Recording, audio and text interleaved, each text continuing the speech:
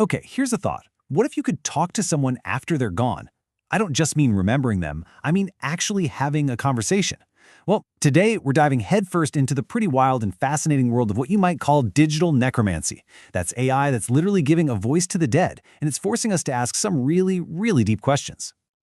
This quote right here just nails it, doesn't it? When we lose someone, that relationship doesn't just poof, gone. It changes. It transforms. We tell their stories, we look at their photos, we find ways to keep them with us. It's just a fundamental part of being human. And that changes everything. We're taking this massive leap from just looking at static photos and old memories into a world of active, two-way interaction, and it's all powered by AI. All of a sudden, it's not just about remembering the dead anymore, it's about actually talking with them. So why is this technology so powerful and, let's be honest, so unsettling at the same time? To really get that, we have to start with something we all understand, the human experience of grief. For the longest time, the advice was to just let go and move on. But psychologists have realized that healthy grieving isn't about cutting something off. It's about weaving it into your life.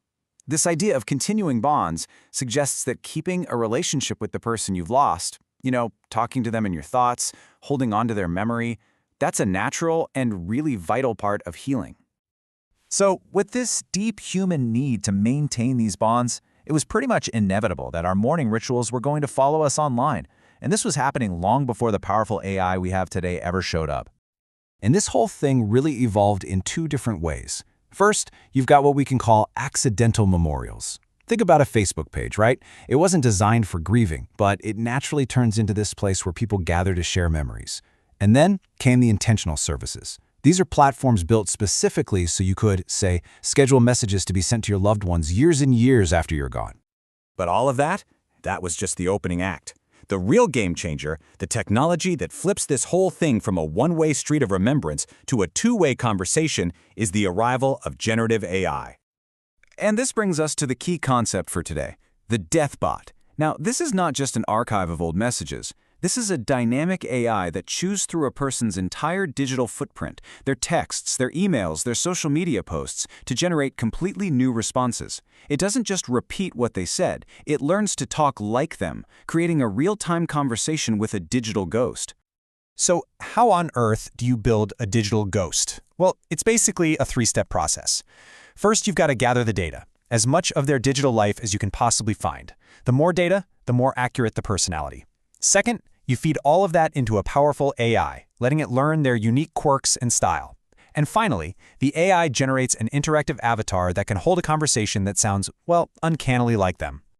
Now you'd think, right, given our deep need to stay connected to the ones we've lost, you'd think we would jump at this technology. But the reality is the complete opposite. When people are faced with the actual idea of talking to a digital ghost, most of us get this profound sense of unease. And the numbers really back this up. A 2023 survey found that over 2/3 of people call this idea strange. Almost 63% find it unpleasant, and nearly half feel it's just outright disrespectful to the person who died. That is not exactly a warm welcome. The divide gets even clearer when you look at this. People were asked if they'd leave a one-way message for their loved ones. About a third say, yeah, probably. But then they were asked about creating an AI avatar that could talk back. The yes responses just plummet to 18%, and the no's shoot up to over half. The message here is crystal clear. We seem to be okay with leaving a piece of ourselves behind, but we are definitely not okay with an AI becoming us.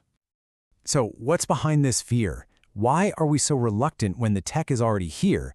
Well, it all comes down to this tangled web of really serious psychological and ethical risks.